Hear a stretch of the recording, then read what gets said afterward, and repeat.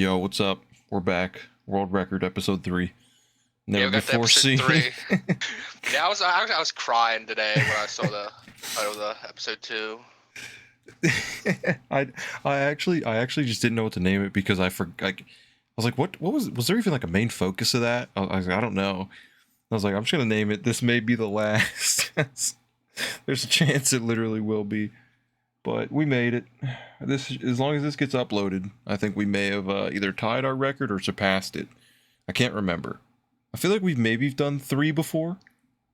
Tell you, we never made 5. I can tell you We that. never made We 5. definitely We've never made never made 5. 5, which is So if we get sad. to 5, it's definitely the all-time record. Yeah, that's like, which again, we legitimately haven't talked since last time, since the last podcast. So this is, whatever we have to talk about. I've kind of thought about it where it's like, I don't really care what we talk about. It doesn't have to just be games. It can be literally anything. Like, I wanted to start off, just ask you how work's going. Any fun stories, or been pretty all right down there?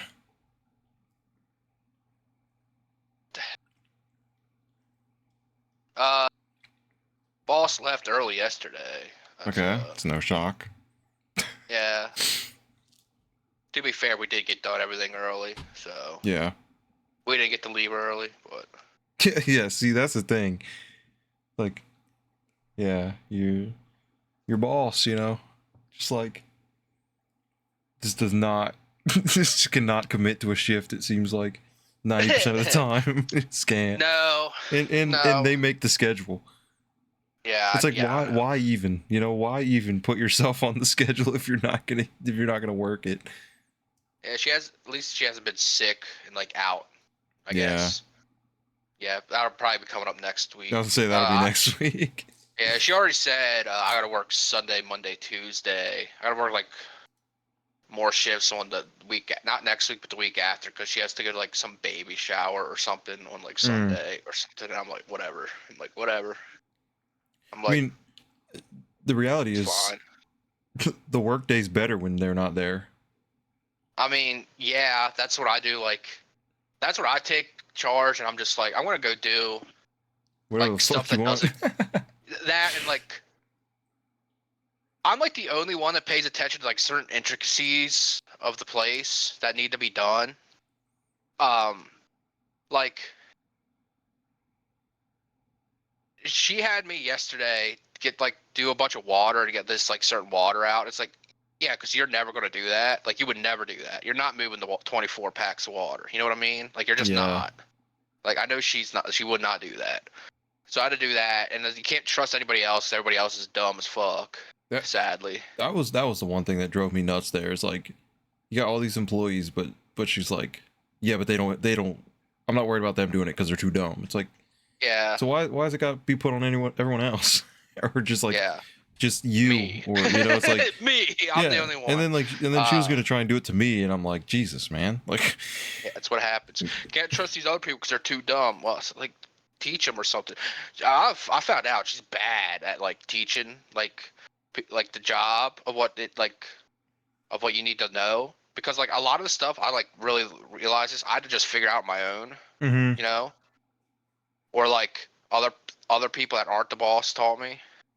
Like a guy that got fired who taught me how to use the baler. Like she never did. Yeah, I mean, she never taught me either. Like, I had already had prior experience, but Yeah. even the first time that we did one, she just like, it's like she just wanted to show off how fast she could do it or something. I don't know. It was really weird. I don't know. But That and what else? Fully convinced that new dude's a like super narcissist. Yeah. Like super convinced. Just cause he does this a lot. He'll like ask like, what do you think of me liking this? It's like, I don't like, what do you mean? What do I think of me liking this? Yeah, like he'll be like, what do you think of me liking that band? It's like, I don't know. Like, what do you mean? What do you think of what I'm eating? Like, what do you mean? What do I think of what you're eating, dude? Like, I don't know. Like he needs validation. He needs to think that you think it's good, so that way he can continue. That's why he like comes across like a narcissist to me. Yeah. Like, is it okay if I like this or what?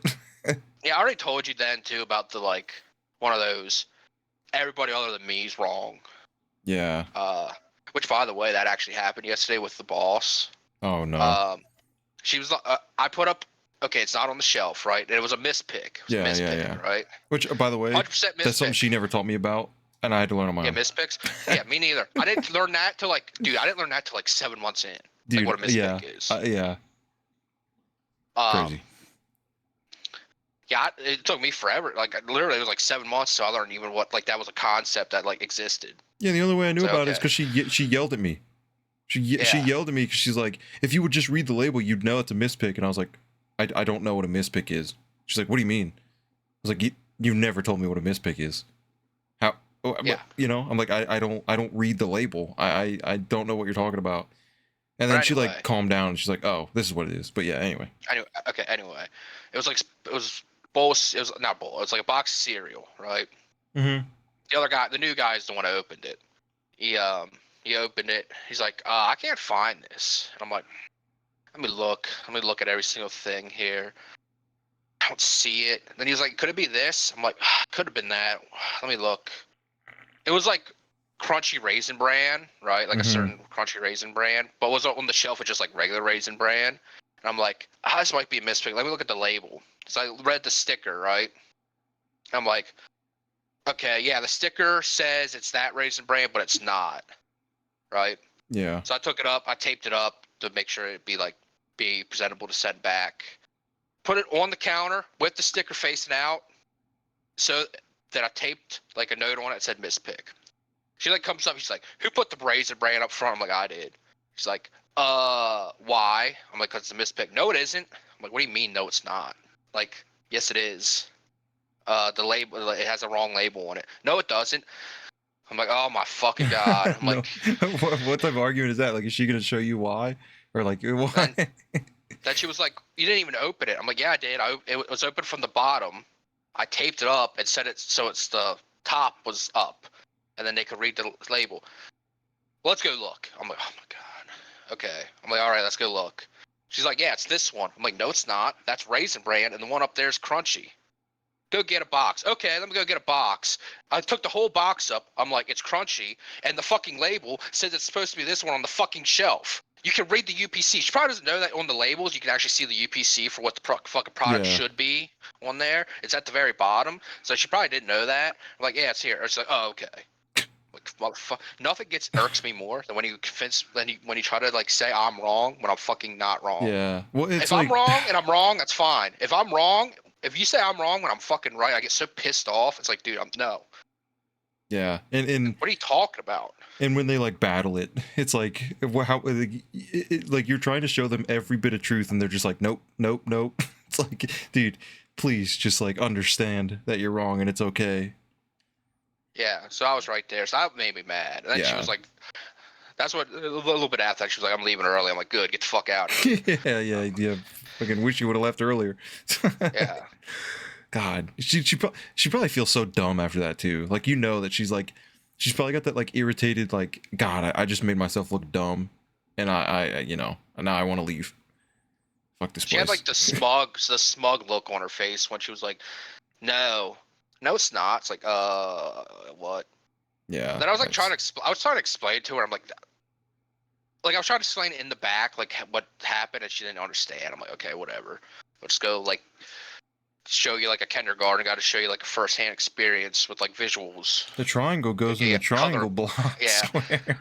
Anyway, I don't keep talking about work. It's gonna get me mad. It's That's about all that really happened. Nothing else really happened other than like I keep getting the old man on like Saturdays when I'm working. And it's like so slow and stuff.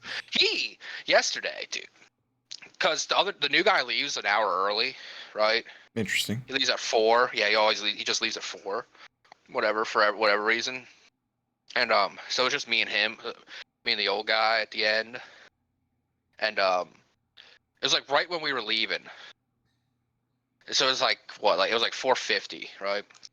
He like goes out the side door, props it open, goes all the way around, starts his car, drives it to the side of the building, comes back in, clocks out, then goes back out and gets in the car and leaves. It's like, what? That's the most. I would just stand inside by the clock, like, Yeah. I don't understand what this guy's doing. Like, what? What do you mean? Why Yeah, you couldn't? Like, why'd you have to go out 3 minutes before we leave? Get your car, drive it all the way to the side of the building since we're leaving from the side, not the front this time, and then clock out. Just come in to clock out. Like, what? You couldn't just waited? yeah, Like, it's like he needed to what? fill in that 3 minutes with just something. You know, he's like, I I can't just guess. wait any longer. Yeah, I That's guess. Whatever. that's funny. That's a good story because I kind of figured every time I talk to you, you got like a new story to tell. So that's some good stories. That's yeah. The whole like mispick just sounds frustrating. That's just. It was frustrating. But yeah. Enough work That talk because work sucks, right? Like you hate talking about work because you Yeah, hate the place. especially right when I left. Like right when I left, I got like really dizzy all of a sudden. Oh, Felt like like I was me? gonna throw up. Yeah, yeah. Like it was like right when I was leaving Yeah, too. yep. That's Like exactly what happened to it me. was like I was cleaning up the back. Um, which by the way, she told me to do a backstock since we had a bunch of time, and I went up to him and was like, "Yeah, she told us to do a backstock." He's like, "Okay, I want to keep facing." I'm like, "Okay, I guess I'm doing the backstock by myself then." All right. Yeah, it's like that's when you go up to someone, you're like, "Hey, this they want this to happen." They're like, "Oh, okay, well, I'm gonna keep doing this." It's like, no, what I'm basically telling you is follow me because we're doing a backstock. And then I was like, whatever. I'm like, whatever. Yeah. Whatever. I'm doing the back. But anyway, we were cleaning up. And it was like right at the end. And like, I like heading to the back. Like, all of a sudden, I got like a really big headache. I'm like, oh man, what the hell is this? Or this headache? Then I get up front, like right when we're clocking out. I'm like, oh, I'm getting dizzy. I get in the car. I feel like I'm about to throw up. Like in the car. It's like I had motion sickness in the car. I'm like, oh. I had to like Yeah. have my eyes closed the whole way home. Then I got home and I'm just like, dude, I do not feel good. I had to just like chill out downstairs. I might have been dehydrated or something. That's I think what was wrong with me. Because I didn't really drink a ton. Because I usually don't drink a ton at work, and I was sweating a lot today. Yesterday, and I drank like 3 bottles of water at home, and then I felt better by Yeah. like within an hour. I was like, I must have been just dehydrated or something. Phew. Yeah, I was not doing good that day. Yeah. Oh my, yesterday. I woke up and I'm like, all right, I feel better. I'm good. I'm 100% now. So that was cool. It's funny you had it the same way I did. Like right at the end, all of a sudden it just hit me like a truck. I'm like dizzy. I'm gonna pass out. I'm gonna throw up. I'm horrible. That's It's literally what happened. Yeah, and- it was literally like what you said. It was like, oh. And like for those listening, when that happened, I actually called Ryder. He was the only person I knew that would be awake at the time at 4:50 in the morning. Just so I could talk to him on the way home because I was like, dude, I don't know if I'm gonna pass out or crash. I don't know. I was like, I just need to talk to somebody so they know if I die or not. That's literally it. So yeah, it was crazy how that happened. It just I last remember second. that too. Yeah, I remember that too because I was like, I got just like talk, and I was just like talking, saying gibberish the whole time. Yeah. I was like just saying gibberish the whole time to make sure you are Yeah, right. it was like crazy. But yeah, work stories are fun to talk about, but it can get you kind of like riled up because you're like, man, there's like it starts to make you really realize like how shitty it is. Yeah, I'm guessing you don't have anything interesting going on down there. Nothing crazy. You don't got to deal with like people. So. Yeah, not in that aspect anymore. No, it's we're doing pretty good. We got into some crunch time issues and my dad was flipping out on his business partner right in front of me, and I just had to like ignore it. And like it's so funny. This is probably the funniest story I have. Where like my dad's business partner was supposed to I was supposed to do this job by himself because my dad was like, we don't have time. He's like, me and Ray have to do this. We don't have time for this. Well, luckily, me and my dad got done some stuff where we were, and we had a couple days to help his business partner. And by the way, his business partner had done nothing. He didn't help with this project at all. So it ended up just being like me and my dad doing it on top of doing the other thing. Well, he comes down to our shop and he's like, we got to get this done. We got to go. And he like dropped one of the things and broke it. And like, he's like rushing us. And my dad's just like, don't you come down here fucking rushing us. This is your fucking job and you're not fucking doing it. Like, he's just like getting mad at him. Right. And, I'm just getting mad. And what the funniest thing to me is like he'd be talking to him and be like, yeah, you fucking rushing us. If you want to do it yourself. Blah blah blah. Fuck this. And then he'd look at me and be like, you good over there? Got the strap? Okay, good. Need another one? Okay. Like it's like he like would just flip. Like talking to me, he's just like, grab this. Is that gonna work? All right, cool. And he like, that's hilarious. and this is your fucking project. Like it's so funny. That was hilarious to me. I was like trying not to laugh. Like God, but then they do it to each other and then they were fine. But that's really about it. Work story that was kind of funny. Everything else just been like normal. Just I do want to say I have a little update. I don't know if I mentioned. I think the first podcast we did, I had mentioned that I ordered a RetroTink 5X. Yeah. I still haven't got it. So update on that. Is it shipped finally? Finally shipped. Holy. Yeah, miracle, right? 2 weeks later. Because what's funny is when you buy it, they don't tell you until you buy it and you get the email where they're like, okay, shipments, it'll ship within 2 weeks. Well, it shipped at the 2 week day. Like no, it was like they really use that 2 weeks, which is fine. I wanted to support Mike who makes them. I wanted to support him directly. I didn't want to go the eBay route. I was fine with, 2 weeks though. It's funny. 2 weeks feels like forever with shipping because we're so spoiled with like Amazon. You get it in 2 days, right? It's like for it to not even ship in 2 weeks, where I'm used to getting packages in 2 days, is crazy. But it is pretty crazy. The reason I bring that up is so it's set to be here Tuesday. That's what it says. It'll be here Tuesday. And the thing, I ordered a mystery game that Ryder doesn't know about, and our friend Tuckalicious, I am Tuckalicious on YouTube. We have a group chat, and I was like, you guys will never guess this game, blah blah blah. Well, I ordered it, and it shipped. Well, both the RetroTink and this game haven't moved for the last couple days, and they both just say moving through the mail system or whatever. And I'm like, and the thing with that scares me is the game was supposed to be here today, and it still has not shown any sign of it leaving Tennessee. Like it's just like it shipped from Tennessee, and it was like it departed Tennessee, and that's it. And it's like, and the same thing with the RetroTink. It just departed, and that's it. And I'm like, my package is fucked. Yeah. I'm like, this thing was supposed to be here. Even if I check, I'm gonna check the tracking number or tracking right now, and I already know it's gonna say expected delivery today. It's still gonna say it. Oh, never mind. It just says moving through network, no delivery date anymore. That's not good. But yeah, very worrisome there. But the mystery game, I'll segue into what. So I was gonna have you like guess it and stuff or like show you today. So I'll just tell you. But what happened? We'll actually transition to some game talk now. Sorry, but we just kind of talk about whatever we want. But so you know how like sometimes videos or certain things will like come out and they feel like they came out at the right time, like that's exactly what you're looking for, type of thing. Well, yes, sir. While I was at work, I've been listening to the podcast still, All Gen Gamers, and just listening to them talk about like, yeah, I picked this game up. It was only $5. I figured I'd try it. I don't know anything about it. Yeah, I picked this up, try it.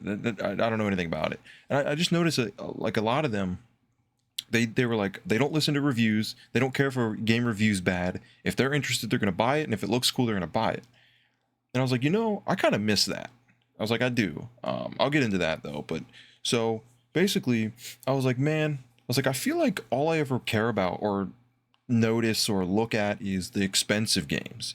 It's like everybody knows the big, expensive, great JRPGs and platformers, and everyone knows those. And I was like, what about like, I think it'd be fun to go on Metacritic. Just type in like, just go to like the PS2 tab and go to like page 32 and find it and click the games on there and find ones that have like a user score of above 7, right? And then go check the price. And because basically what I was trying to do is find games that no one talks about but have a pretty decent user score that might be a fun little like $5-10 game instead of always going for these $100 games and all that. Well, as I'm thinking that, I get home and Pete Dorr, who's on that podcast, he uploads a new video and I'm not even kidding. It's so funny. The video's called the PS2 bargain bin masterpiece. I'm like, that's literally what I'm looking for. Like like that day, like that's what I was thinking about, was cheap, great games that aren't like, because if the problem is, if you go and watch like a Metal Jesus video from 8 years ago talking about PS2 hidden gems, those games are now $80 to $100. They may have been $5 back then, but they're not anymore. Well, so I'm like, he didn't put the game in the title, nothing. He just said PS2 bargain masterpiece, and it's a review, and he doesn't do reviews anymore. So I'm watching, and he's like, it starts up, and he's just talking about like, this game, it's really cheap. I would have never thought I'd like it. And he cuts, it's a fucking airplane game. And I'm like, why am I watching an airplane game? Like, why is this dude talking about an airplane game? All right. And he's like, it's called Sky Odyssey. He's like, I'm not into airplanes. I don't care about airplanes. He's like, but it was made by the developers who made Hagane, which is like $1,000 Super Nintendo like action platformer that is like super rare. And yeah, something I don't know. Yeah, and he's like, then they make a fucking flight simulator on PS2. It's like so random. Well, so I'm like, whatever. I'm looking for cheap games, and he decided to make a whole video on this game, so I'm gonna check it out. By the end of that video, I'd ordered it. Oh, really? Dude, for $5, right? Yeah. It looks so fun because it's like a flight simulator. It's a third-person flight simulator that doesn't take itself too serious as far as the controls and stuff. But basically, from what I got out of it, you use both sticks, and you have to like take off properly and land properly. Now, it's not like flip a million switches and know all this technical how to fly a real plane stuff, but it's just like the physics. It's like you got to take off and land properly. If anything you hit, you have to restart the level. And it has you like going through these tight caverns, and then your engine will stall, so then you got to try and glide places and dodge stuff, and then you might have to like make an emergency landing in the water and use the momentum. Apparently, it's just like really physics based and really fun to play and really challenging. And depending on how you like, I don't know the specifics, but he said that each time you play the game, depending on certain things, sometimes you can like play through and not get a single level that you end up getting on your next playthrough. And it like the way he's talking about this game and just like talking about how fun it was, and I'm like watching the gameplay and stuff, I'm like, the cover is just a yellow airplane. It says Sky Odyssey. That's it, right? I'm like, if I saw this at a store, I'd pick this up, put it right back. Be like, fuck, I'm not playing that shit. Fuck that shit, right? Like, no joke. It'd be like 2 seconds. It'd be like, what's this? Based on like, if it's like, the spines again. What is this? Airplane? Nope. Mm-hmm. Go right back. You look at it for 1 second. Right. It's like, nope. So I'm like, you know what? I would never in a million years buy a game like this. But if he made a video, and he likes some wacky games, sometime, I mean, keep in mind, he likes Balan Wonderland or whatever, Balan Wonderland. So like, he's not exactly the greatest in, for recommendations, but from what I saw about the game and what he's talking about, and then like the comments, people were like, those who played it, they're like, dude, this game was so fun, blah, blah, blah. And like so many comments were filled with like, just ordered mine for $5, So I was like, I think it's gonna be fun to try it, because it's just something I've never done. Is just look at recommended game that I would never in a million years think about buying for $5. I'll try it because it's just what I've been looking for. So I'm more excited to play it than I probably should be, because that's just so weird. I don't know, because like I just think it's so awesome if you find like a game that you love and it's like so cheap. It's like, that to me is like awesome. So I'm like oddly looking forward to that. It might suck, and I don't really care. For $5, at least the copy I got came with a good case, so at least I got a replacement case if it's that bad. But it's just funny like that. Never in a million years would I think I'd buy this, but hopefully by the next podcast I'll have tried it and played it, and I'll be able to tell you if it's a piece of shit or not. But yeah, I'm actually really interested in this. Any games like that where it's like nobody knows anything about, like it's like anything like that's really interesting to me. Yeah, and it's like, that game killed the studio. Not like killed it, but like I don't know why I said kill the studio. They made that game, and then they were like, all right, that's the group or whatever, the team, they ended up going and helping make Mario Party and Uh, like like pretty big name stuff like Smash Bros. They made like the Wii U Smash Bros. Apparently or something. Like they help with that. So it's like just funny to me that they made this random ass airplane game, but their whole intention was just make it fun. And so yeah, I'm definitely excited to try it. Man, But it's really depressing. It probably happened to you multiple times. 'Cause it happened to me multiple times. Where it's like a PS2 game you like really like, and you're kind of just like, I wonder what the studio's been up to. And it's like they died like 15 years ago. yeah, It's like, oh man, well it's like it sucks. the one thing that I hate, just this is a little bit of a different uh, topic, but I hate when I remember a game so fondly and then I play it and I don't like it. I hate that. What's a It's good example of that? like for me, I loved, and I mean loved, Arthur's Racing on PS1 as a kid. Okay. I loved that game. All right.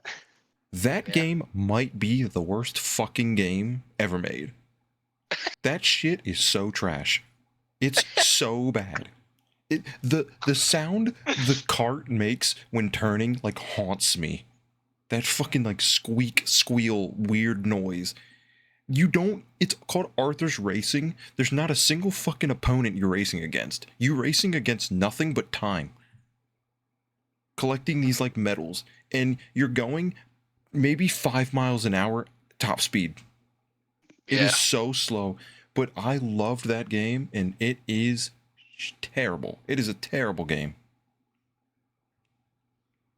So that's the example I always think of. I'm trying to think like some. I know with TAC 1, I remember that when I bought all 3 TACs the other year.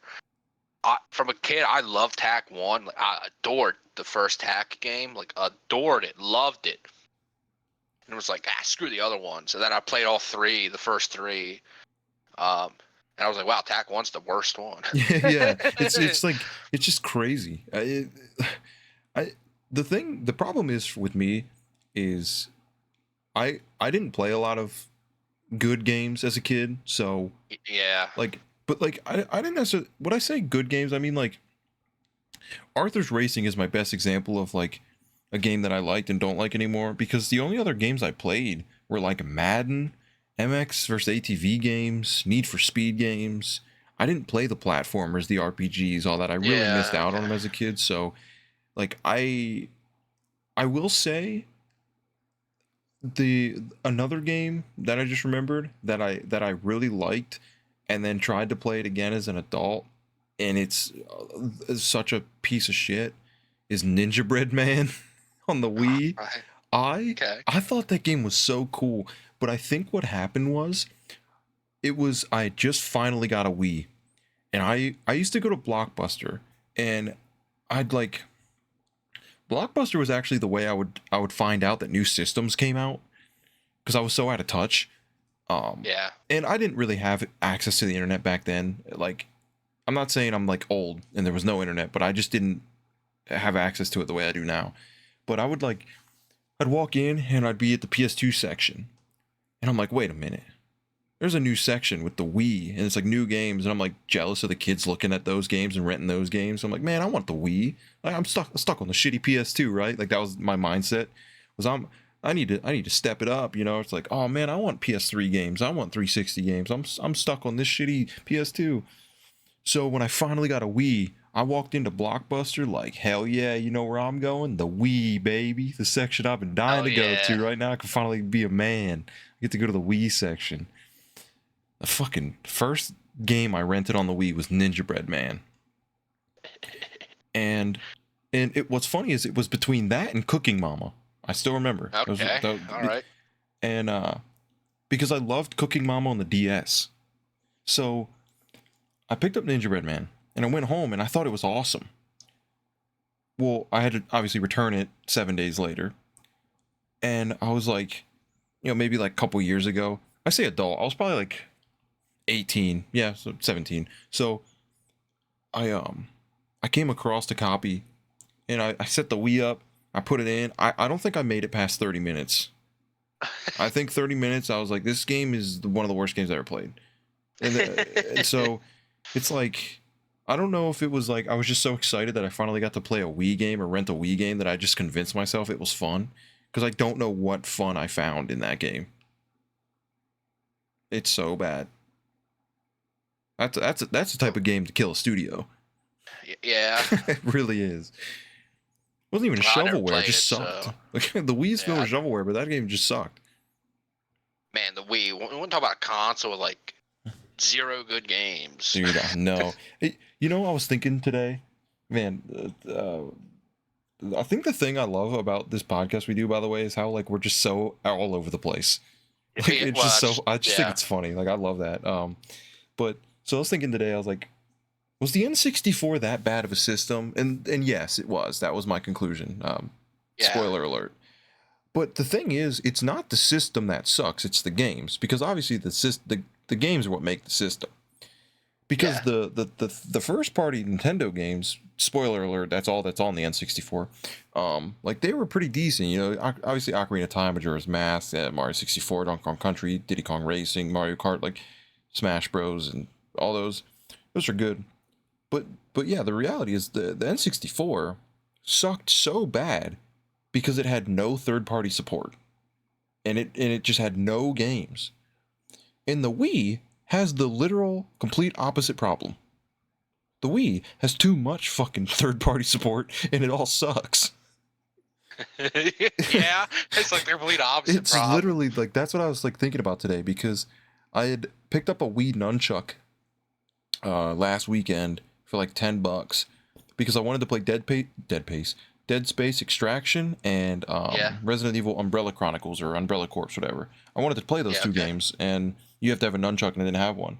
So I was like thinking about it today, like setting it up, and I was like, man, the Wii sucks because I'm like so much shovelware, and then I was like, man, the N64 sucks because there's no third party support. What a like leave it to Nintendo to have just like the highest of highs and the lowest of lows, but like the lowest of lows coming from like two different sources where it's like That's Nintendo for like you. the reason the Wii sucks is the reason the N64 could have been good. Yeah, Like, yeah, it's that's like hilarious. it's so crazy to think about. But I still want to play those Man. games, because you said like the Wii has no games, no good games, which I know is like just, you know, you're just over exaggerating, because sarcastic. yeah, of course, like I know what you mean. Because the literal best Wii game came packaged with the system, and there was no reason to buy another game after that. That's true. But like the Wii does have a really big library. Does it not though? Like if you look at like the library, there's like what thousands There's so of games many. on it. But like it has to be the system with like comparative to the library that has like the actual least amount of good games. Like it has to be, Yeah, right? yeah, the ratio's terrible. Like can you name like 20 good Wii games? First of all, I don't even know if I can name 20 Wii games. But the funny thing is, the way I would just start naming Wii games, I would just start naming movies. Because every movie got a Wii game. That is true. Every Yes, that is fucking true. movie, every TV show, Oh. everything got a Wii game. But yeah, I mean, like again, the good Wii games are the obvious Wii games.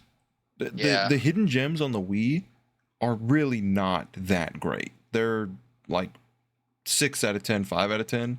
Like everybody knows the good games on the Wii. Where I feel like the What's that? PS2 and stuff, like people are still kind of discovering games in a way. Yeah, what's that game that Tuckalicious wanted on the Wii? It's like a survival horror mountain game or something like that. I think Looked I think it was Cold Winter. looked very similar. It kind of looked like Deadly Premonition a little bit for Yeah. some reason to me. Probably because it looks like because it runs bad on the Wii and Deadly Premonition runs bad on everything. So that's probably why I'm making that comparison. It's in one of either his pickups video or one of our pickup videos. I know what you're talking Yeah, about. I know he bought that. It's the game that apparently just sucks all around the board. It was like, from what I know about it, I can't remember the name, but it's like a third person survival horror game in like the snow. Yeah, It's like a snowy atmosphere. It has like and- ghosts. Yeah. Ghosts, I think. And apparently the thing that made that game suck was just the controls and like the way it played. Because I think the Oh my one review I God, saw Wii, was man. like it could have been good, but it wasn't type of thing. Like it had all the makings to be decent. But I don't think it's Cold Winter, but It could have been good, but it wasn't. Put that on the back of every Wii game. it's so true. It could have been good, but it wasn't. Oh man, It's every single Wii game. speaking of the Wii, oh man, this pains me. By the way, like this pains me. I'm listening to that podcast, and they're so excited for Dragon Quest 10. They're so excited, man. They're like Man. they're like it's coming out in Japan first, and then we get to play it. I'm so excited, and I'm just like, man. Oh. I hate to hear that because Whoopsie. oh man, that sucks. That sucks. Oh, didn't you say there was like an earlier episode they were excited for like Duke Nukem Forever as well or something like Yeah, that? yep. Yeah. Yep. No, Oof. there's some funny ones there where they're like excited for games. It's like I think Dragon Quest X is the only game they've been excited about that hasn't come out. Most of the time, it's just games they're excited for that end up being trash. But Yeah, that's depressing though with Dragon Quest X getting all excited for that. no, because like Johnny, Happy Console Gamer, he's a huge Dragon Quest fan, and he's an MMO. He was an MMO fan back then. He played Final Fantasy 11 and stuff. And it's just like he's so excited, and I can hear it in his voice, and I'm like, damn, dude, I wish I had good news at the end of the tunnel, but you'll find out, because when I listen to those, I call it their timeline. I'm like, man, Yeah. in his timeline, he's about to be disappointed. But I don't even know when I don't know when it ends up being like announced that we don't get it, because I'm not even sure if like it ever got announced that we're not getting it. I think we just didn't get it. I was gonna say that might be one of those things where you just stop hope, where you just lose hope, and you're like, okay, we're just not getting it. Yeah, like it might be. I think it is. I mean, people still remember the Dragon Quest event where they announced 12 and 3. People are still like hoping their English translation of 10 is coming right now. It's like, dude, no. And all we got, not. The only thing that got announced there was the complete offline version of 10 on the Switch, which is great because the Switch is region free, and you can use any language option on the Switch, so anybody can play it if you import it. But yeah, it's just not what everybody like expected and wanted. Yeah, which is sad. It is really depressing. I'd still like to try Dragon Quest X single player, but I feel like without being able to enjoy it as an MMO, it kind of like makes me lose interest, because I think I'd rather just go play like one of the mainline games. I don't understand, like, is there like a lot of like lore stuff in like Dragon Quest X? I doubt it. I can't imagine. Because like FF14 has like a lot of lore to it. Oh, like, yeah. A lot of Oh, lore. yeah.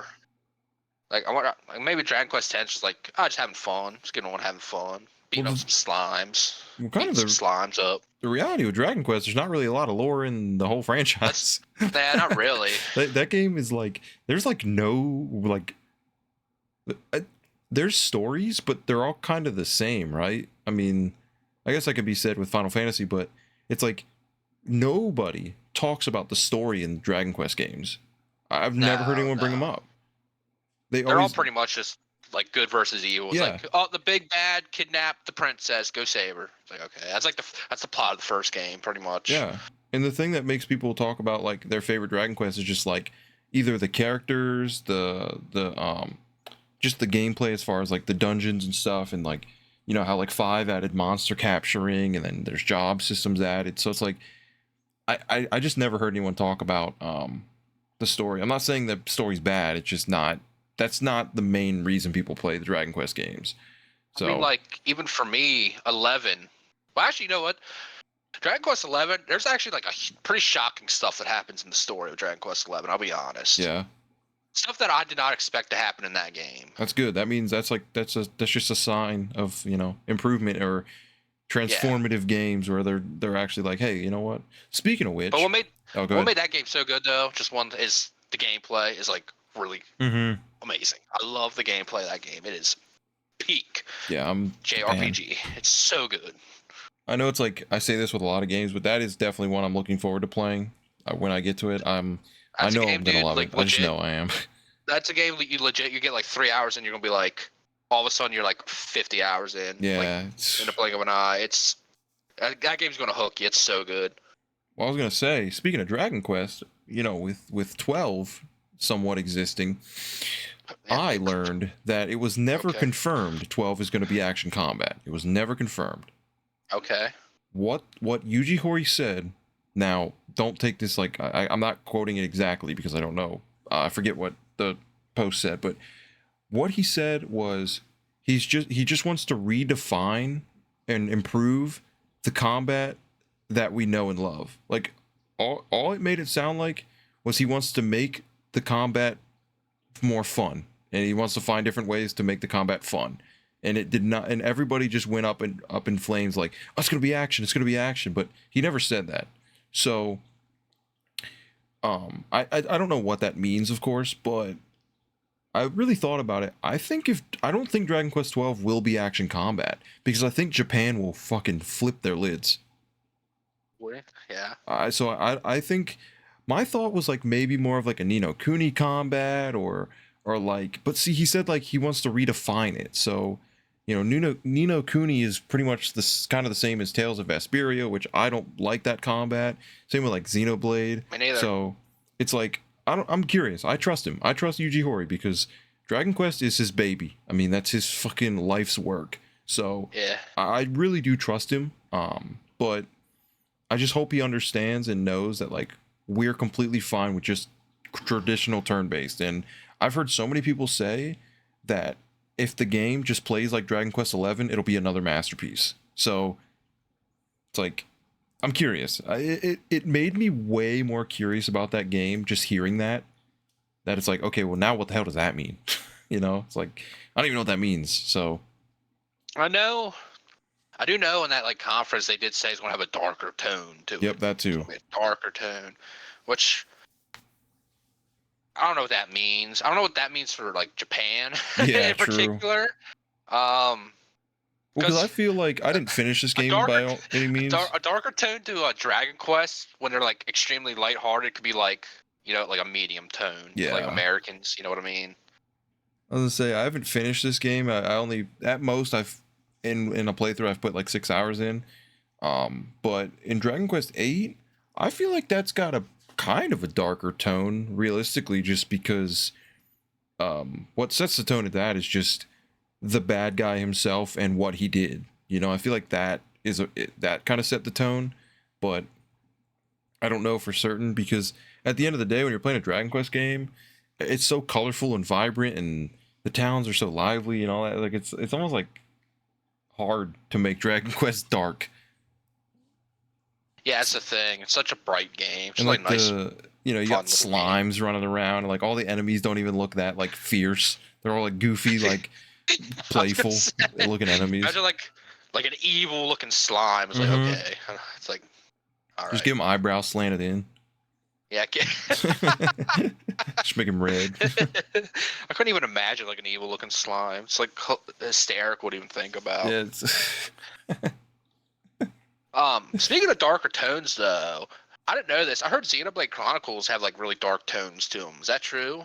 I guess you didn't play a whole lot, but apparently they're like pretty dark games. Yeah, from I heard it in this way. I heard it was like these games have, because there's a guy talking about how bad Xenoblade Chronicles 2 was. So apparently that one sucks, I guess.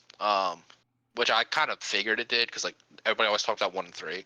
But anyway, he was like talking about like it doesn't have the super dark tones and willing to talk about subjects not breached in any JRPG series elsewhere. I'm like, okay, is that really what we're doing with Xenoblade Chronicles here? It's like I didn't know that. First of all, 2 things. One, I always forget that there's a suffix to Xenoblade. I always just call it Xenoblade. I always forget it's Xenoblade Chronicles. But Okay. the other thing is, it's so funny that you said that the dude doesn't like Xenoblade 2, and the 2 people I know that have played through the Xenoblade franchise both have 2 at their favorite. It's so funny because 2 is the one with the Torna DLC, right? I do not know. I don't think that's 3. I think 2's the one with Torna, but everyone loves 2 and then Torna. But if that's 3, then I'm just an idiot. But I'm pretty sure it's 2. Where's like Pyra and Mithra from? Are they from 2? I have they're like no the only clue. Dude, they're like the only characters I know from the series. Yeah. All I know is they're absolutely giga broken in Smash Ultimate, from what I heard. So, Oh yeah. but it might be 3. It might be no. It's got to be 2. I think it's 2. But I mean, that's a franchise that I've barely touched. I mean, I Yeah. put like 10 hours into the first game and that was it. As far as the Xeno franchise goes, for me, Xenogears comes first. It's the number one game like I want to play. That's the one I want to play the most out of that series. And then I actually want to play the Xena Saga games more than I want to play Xenoblade Chronicles. Yeah, I don't blame you on that. I don't, because when I played a Xenoblade, I don't want to play it. You know, I don't have the desire to play it. Maybe that'll change later down the line, but it was not really for me. Where Xena Saga, much more interested in, and obviously Xenogears, yeah, for sure. I mean, that's obvious. That game still feels like the biggest weight on my shoulder of like games I need to like beat. You know, it's like I need to get through that game. Yeah, I can't really think of any other ones for you now. I mean, like Dragon games Quest you need 8 to for play. me, right? Like, Well, look at that. yeah, Really, a lot of the I Dragon guess Quest so. games I could say that I mean, with. I guess you could say the same for me, right? Yeah, I mean, I it's guess eight's the real big one I need to play out of the Dragon yeah. Quest. That's like the real big one. I mean, Earthbound. Oh, yeah, it is a pretty big one. I'd like, Earthbound. yeah, I feel like, but see, like, my interest to play that's not high, so I don't know. It doesn't I like love that game, by the way. Yeah, it's like I love that game. It doesn't. I don't look at it and want to play it, but yeah, I definitely like to give it a try. Yeah, I was able to check a decent bit off, but I mean, here's the thing with games, right? And this is a thought I had, and it's obvious, but to a lot of people, but like, you will never, ever beat every game you want to beat. It just won't happen. There's no way. No, games they're infinite. They keep coming out. There's a million games that are out that I haven't beat. So, I bring that up because sometimes I sit there and I feel guilty. I'm like, man, why'd I buy blank JRPG when it's like, when am I ever even going to get to it? You know, it's like, when am I going to play this? But it's like, the reality is, you'll never beat all the games you own. And those that have, congratulations, you're either a Giga Chad god or you own 3 games. But it's like, you know, it's like, it's so easy to sit there and be like, man, I need to play that. That's a big one. I need to play that. I need to play that. I need to play that. It's like, I feel like I'll be saying that for the rest of my life. Yeah, probably. It's just the way it is. And so, which is fine. It's a good thing. It's a good problem to have. But, you know, it's like, man, I need to play Earthbound. Man, I need to play the other Final Fantasies, the Dragon Quests, the Valkyrie Profiles, the Disgaea, Dot Hack. I mean, it's like, you know, the SMT, Persona. It's like, there's so many. It just goes and goes and goes. But I'm gonna be 45 and I'll be like, oh, Resident Evil 18's coming out. I can't play 18 before I play 7. I still need to play 7. that's absolutely gonna happen. That is absolutely gonna happen. Dear God. Like, whoops. I can't even imagine that, dude. Like some of the series when we're like within like 20 years from now, it's like legit, and they're just like, here's like the 12th Resident Evil game. Yeah. Like, oh my God, dude, we've been around since 4. Remember 4? Remember 4 is really good. Yeah. Well, that's why, that's the one thing. The reason I wanted to get back on doing these podcasts was I stopped looking at it as, oh, well, you know, I want people to watch this, which of course I do. I think it'd be awesome for people to listen to it, but it really is just for me and you to go back on 20 years from now, you know, when it's like, because when I listen to the All Gen Gamers podcast, I'm like, man, they get like, there's this little time capsule and they're talking about Skyrim just coming out and all this stuff, and it's so cool. It's like, I want that, you know. I want to be able to listen back and be like, dude, remember when we were, you know, this game had just come out, or this game was on the way out, or all this. So, you know, so that way 20 years from now, when we are on Resident Evil 18, we can be like, hey, look, we were only on 8 back then. So it's just a cool thing. I do want to talk about something I saw on Reddit that is, this is like just a little side tangent. So some dude posted on Reddit and they were like, man, I hate to be that guy, but this website, I have to put this website on blast because I think what they're doing is scummy. And so I was like, okay, I'm gonna check it out because if I can learn to avoid a video game company that sucks, I'd like to do that. Well, I screenshot it so that way I knew the company here. Pause. I'm about to piss my pants. Can you Okay. entertain for like a couple minutes? Yeah, Sorry. you're good. Oh All right, through the power of just being able to hit pause, there was actually no break. We're just back. So, yeah, so I found the post that I was yeah. talking about, and it's a company called RetroVGames.com. And he said what happened was he ordered Tenchu Z on the Xbox 360 from this company. And he didn't say how much he paid, but what he said happened was he ordered it, they canceled his order, and then upped the price of the game. What? Right? And come to find out, the speculation, and there's been a bit of things to back up the proof, is that this company is drop shipping games. So what that means is they don't have, for example, they didn't have Tenchu Z in stock. But when somebody orders it for their price of say $50, they go right to eBay and they find the cheapest copy. And they have that eBay copy sent directly to the buyer's address. So it's like, oh, you gave me 50. Well, I can get the game for like 30 and then ship it to you, right? Well, what happened was this guy bought the game. They went to go buy an eBay copy, said, oh crap, this game's like $80 now. Cancel the order because the game, it shows the price here of what it was, which is, I guess, what he paid for it. It's kind of weird because like one of the prices is crossed off, but it says $68.97, which I'm assuming is what he paid for it. But then the order got canceled and now it's listed for $99. So they basically just couldn't find a copy where they would profit at selling it for $68, so they had to cancel his order and then up the price because they were like, oh crap, this game went up and we didn't know. That is terrible. If that Yeah, screw that that is company, so bad. I apparently the crazy thing is apparently that's what Lukey Games does too. People were talking about that in the comments. They're like, oh, so they do exactly what Lukey Games does. And I'm like, dang, because I ordered off of Lukey Games and I'm not. You can have like a good and bad experience because I had a fine experience with Lukey Games, but if a company's going to cancel your order because they're like, oh crap, this guy's getting a deal from us and we're going to lose money, let's cancel it. Like you're not honoring it, and that's just shitty. You don't deserve to be a company at that point, and you deserve all the backlash.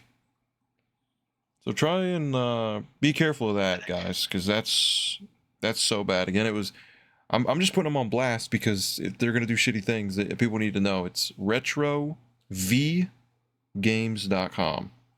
I've personally never heard of them until now, but really bad, really bad. So just be on the lookout for that type of stuff, and hopefully you don't have to deal with it because it's shitty. The other thing, talk about some of the little bullet points I wanted to mention was that speaking of prices, Walmart right now, I don't know what's going on at Walmart, but they're doing some crazy like sales on games. And I think I should head up there? Yes. Look around. Yes. Okay. And I'm going tomorrow because apparently Time. What? Time you going? What time you going? I don't know. I don't really. There's no like specific time. I'm just I was just gonna go tomorrow at some point. But I learned to use the app, use the Walmart app, and you actually want to use the barcode scanner on the app that tells you the price because apparently, even though a game might say it's $30 there, you scan it and it'll show like it's actually on sale again through the website and it's like $10. So you just take it up and show them the picture and they honor it and they're like, okay, it's $10. So there's a couple games there that I'm kind of like that I kind of want to scan now. But for example, just for those listening, as of right now, um, I was able to pick up the Mass Effect Legendary Edition. Now, again, these are all going to be sealed because they're from Walmart. Mass Effect Legendary Edition on PS4 I got for $5. This game called Anno, ANNO 1800, I got for $5. It's a PS5 game. It goes for about 30. It's like apparently like a civilization building game, but when I see a $5 sealed PS5 game, I don't care what it is. I'm picking it up. Then I got One Piece Odyssey for $10. That game came out last year, and it's regarded as a good JRPG. So for $10, I was like, yeah, I'm gonna grab that. I got Fire Emblem Engage on the Switch for $20. That's still a $50 game because it's newer, and apparently it's like people are saying it's one of the best Fire Emblem games ever made, and it's definitely the one I wanted to check out. Like I wanted to pick it up when it was new, but I wasn't like enough into the Fire Emblem and Tactics games to want to pull the trigger. But for $20, I'll take it. And then I got the Fortnite Last Laugh bundle on PS4 for $20. You might be thinking like, why are you buying a Fortnite thing for $20 when it just comes with a digital code? Well, because that digital code comes with skins that you can't get anymore that aren't on the shop, and it won the same PS4 version that I got. A copy had just sold on eBay for $100, and that's a pretty consistent price. So I know this might sound shitty because I don't like resellers, and I but I pretty much bought it just to sell it and pay for the games that I bought. So I'm not like proud of it, but at the same time it's literally free money. So I'm just gonna do it anyway, and I don't care about Fortnite. I'm not gonna want to use the code or feel like, no, I want to hold on to it. I don't care. But going in and spending $63 on $213 worth of games, and it's not like I walked out with garbage. I walked out with games that I would actually try, like One Piece and Fire Emblem and the Mass Effect trilogy, because I didn't have that. And that's the way to play those games. And after Ryder recently played through one and loved it, it's like, well, now I want to play it again. And so it's just like, yeah, Walmart is like the place to be right now. And I think it's because they're getting rid of physical games. I think they're getting rid of physical media. And so they're just like getting rid of stuff. Well, yeah. That's what Best Buy just did. But yeah, Walmart is go check your local Walmarts for some games. I didn't even look at the Xbox One section. I should have, because I do have an Xbox One, but I don't have a Series X. But I could still look at the Xbox One games. Maybe I'll do that tomorrow. So yeah, highly recommend doing that. Can't stress that enough. I saw them on Cheap Ass Gamer was posting a bunch of stuff with Walmart with prices, but like everything, it'd be like this game's $10. As soon as I saw it and go in, it'd be like it's sold out. So, Yeah. okay. Happened like every time. Like, okay. I know like another one that I almost picked up, and I might pick it up tomorrow because it was a good price, but it might even be less if I scan it, and that was Live Alive on the Switch, because I tried that game and I didn't really like it, but that was before I found an enjoyment in tactics games, and I didn't really know that game was a tactics game, so it kind of turned me off from it. But they had it for $20, and that game's still worth more than $20. And apparently, if you scan it, it'll go down to 10. Like people were saying, it's actually 10. So it's like $10. Jesus Christ! Like I'll take it, but yeah, like they got like Resident Evil. They have like Resident Evil 2 remake for $20, which that's about normal. They got Final Fantasy 7 remake on PS4 for $10. And like there's like 8 copies. They still have a bunch of copies of Mass Effect. I don't think they have another copy of One Piece. I may have bought the last one. I bought the last Fire Emblem. I bought the last Fortnite. There might be another copy of that Anno game, but yeah, just in general, worth checking out.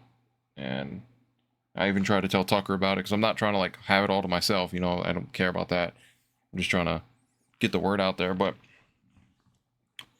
yeah, if you can go, I would definitely go. But maybe it might be because I can tell you the Shrewsbury one.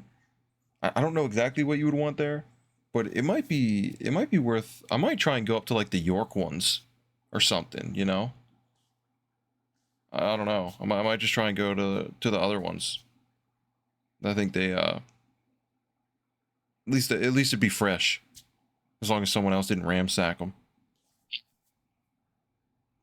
See that happening, Yeah, though. Sadly, sad to say. but it's like I kind of feel like the one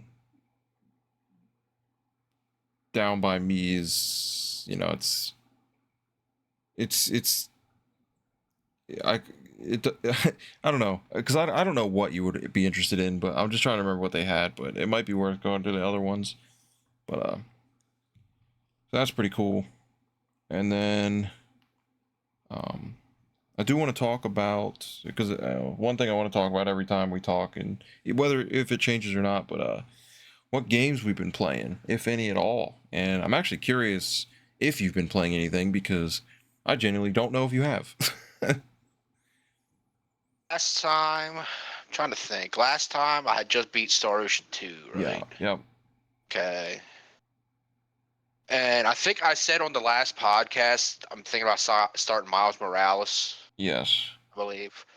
Which I did start it, and I beat it within like 3 days. But it's like a super short game. yeah, very. It's like a really short game. So I played through that. It was good. Yeah, it's good. That's good. Yeah, it's good. Um, Definitely like not. You don't need to play it without a doubt. Like the storyline, the story of the game is self-contained, and it's like it was hilarious to me because it's like, oh, we're introducing this character. I'm like, that's totally the villain. Oh, look, she's the villain. Oh yeah, that was pretty obvious. Oh, she's dead. Okay, so so when the second game comes out, there's probably no mention of this character at all. It's like it's completely self-contained. Doesn't matter one bit. Doesn't really like add anything. It's pretty much just like here's like Miles Morales growing up and realizing that Yeah, the superhero job is not that easy. It's a tough thing to deal with. But it's clear they just took New York, used same assets. It's like everything's like pretty much the same. They just like, oh, here's like a couple crimes. It's not as full as the first one, you know, where like the first one will have like I can't remember what they're called, but it's like, oh, here's like 30 gang like shootouts you have to like do, or here's like 30 gang bases you have to yeah. like destroy in the first one. And this one has like 6. You know, it's like really scaled down. So would you But agree that it was when most people said it should have just been a DLC? it's very, very much a DLC. Yeah, Like, I mean, it's better than like the actual Spider-Man not rematch, the Spider-Man on PS4 DLCs because they sucked. They just were straight up bad. Like they were terrible. Um, they just sucked, man. It was better than those, but like since that was like a 3-part, there was like 3 DLCs, and they all kind of had like a continuous storyline. If this was the DLC, it would have actually been really good. yeah, Sadly, it wasn't. You know, uh, but yeah, it's good. Like I can't recommend it. I mean, if you're like a huge, especially to you, since you played 2, so there's no point for you to play it yeah, at yeah. all, It's like the bridge in like at between them, all. just to Yeah, get your feet wet for miles. but I mean, it's good if you're like never played them. You know, play the PS4 one and then play this one. I still think like don't buy it. Honestly, it still feels like it should be like $10. Yeah. The only reason it's worth it is if you haven't played the PS4 one and you want to like get the bundle or remaster or Yeah, whatever. get the bundle with the remaster. Yeah, you could do That's that. that would be worth it. But it was good. I mean, the one big positive is it still feels really good to traverse the city. Like Oh that yeah, feels they really nailed good. that. Like yes, it feels excellent, and it did a thing that I love that games do, where it's like you just keep all the powers from the other one. You know, Yeah. so you keep all the powers, and so you just start like the game, and you're just flying through the city with no problem. You actually gain some stuff, a couple things that like help. Where like, oh, this one lets you launch further, and lets you do this. So like, oh, lets you recover real quick, stuff like that. That like just makes traversal like so fun. But yeah, it was good. I'm sorry, I'm kind of blank, but there's like not a whole lot to say about it, really. Yeah, I mean, well, the thing is when you talk about a game like that, it's like you still don't want to spoil anything. So, but at the Yeah, same time, it's like it's exactly what you would expect. It's a I Spider-Man mean, game. It's a couple it's a things. continuation. There's a couple of things that were fun because I watched Into the Spider-Verse. I only watched the first one. So like, one of like the villain characters from this game, I knew who it was because it's like it was it's just like who he is in the who he was in the Spider-Verse. It's like, oh, like that might have been a shocker to me if I didn't Mm-hmm. already know that. So it'd be for people that read the comics. You would just know, like how like, oh, but they introduce like a human character and you're like, oh, that's this villain from later. But like me and you wouldn't know that because we don't read comics. Yeah. But like anybody that reads comics would know, like, oh, look at that, they're like teasing this character. It's like, okay.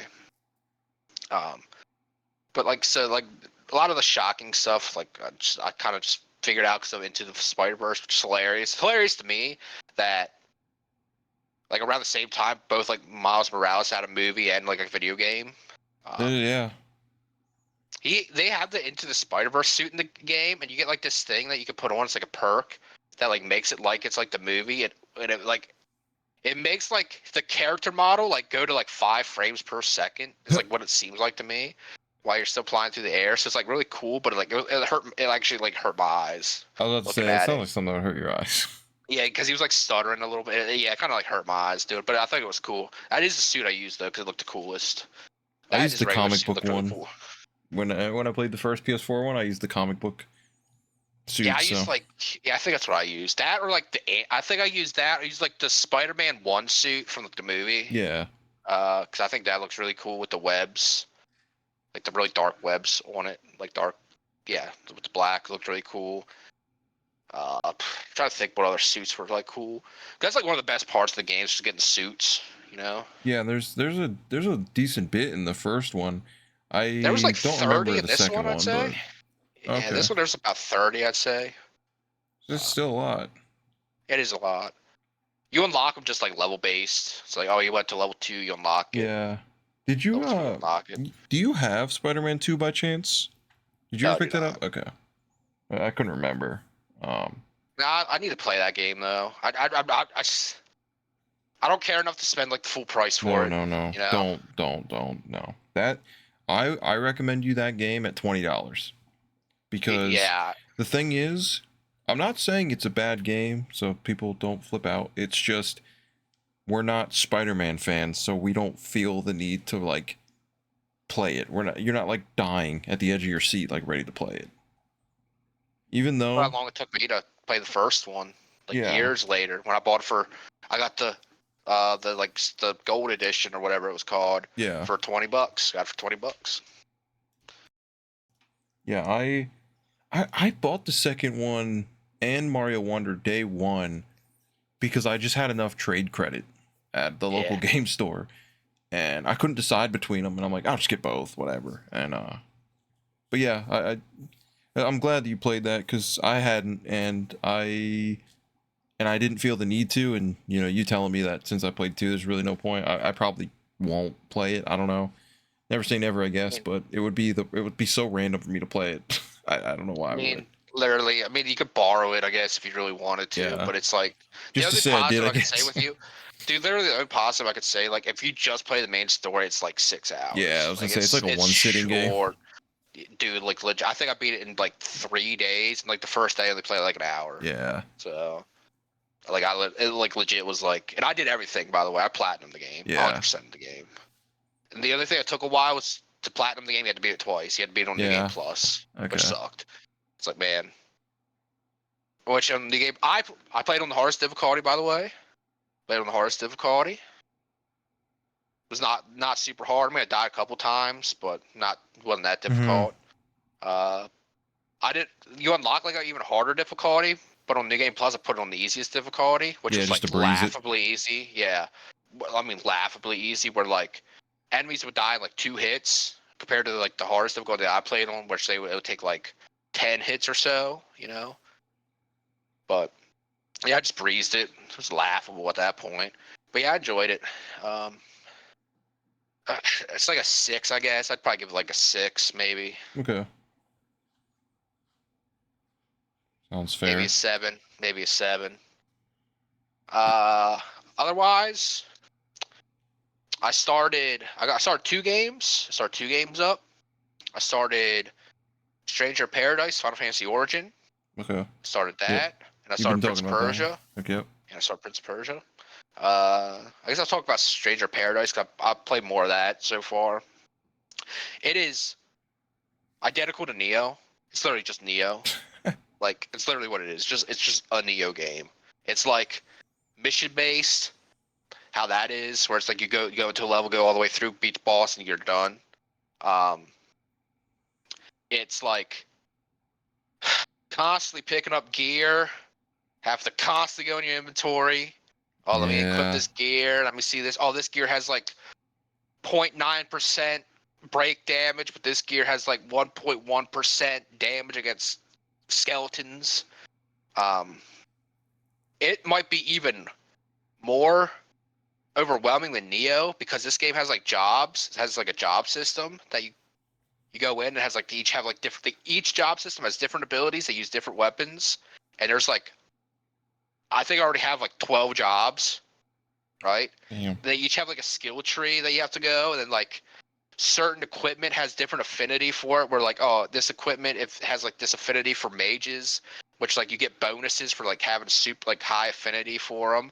Uh, they have it's like combo. It's like a combo based game where you equip different special effects that you can do, like not special like special moves that you could do to like if you hit R1 then R2 you do this, but if you hit R1 then R2 it does this, or if you hit R1 then R2, or if you hit R1 then like left up in R2 it does this. It has like L2 has like 4 different moves you can do that you can like put on each character. Um, you can only have 2 jobs at the same time, like that you can switch between, like on the while you're playing. But you can switch them. Like if you just get to like a save crystal, you can switch jobs there and like change what jobs you have. But it's like it's a little overwhelming, man. Like a It little bit sounds overwhelming. very overwhelming. Yes, like more than Neo, because Neo. At least I only played Neo 1, didn't play 2, but Neo 1 has what 5 weapons, right? Yeah, Has yeah, 5 5 like weapons and then 3 like weapon classes, stances. yeah. You have 5 weapons and 3 stances that you have to learn. This one is like there's like 30 jobs that you have to learn, and you can like quick switch it by doing like this one thing. And it has 2 different block buttons where L1 does like blocks, so you can parry, but circle does like this soul block, I think it's called, or like soul shield, where like if like enemies attack you with that, with like a move, you like get MP. Because like all the special moves use MP. You have like this MP bar. You have to like build this MP bar by like doing like special by doing soul shields when like enemies attack you at MP. Um, if you break an enemy's guard, you can like kill him like God of War style, where he has like the button prompts, and like he kills him like that, and then you get like MP from that. Another game with a fucking break system, man. Of course, you know. I, I don't know why it has become such a thing. yeah, I I don't don't know. get it. I it just like I don't know, just increase the boss's health, I guess, or the enemy's health.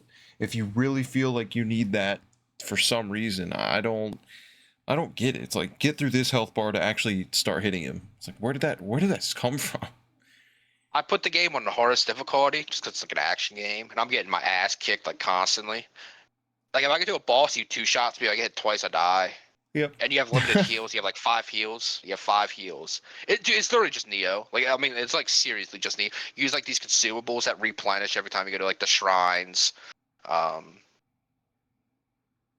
it has like a dodge, like the dodge buttons on X. Uh, it's literally Neo. Like like I can't like I don't know how to explain it other than you played Neo, so you played this game. That's Well, what's. so my question there is because that game is never mentioned. I don't hear anybody talk about that game.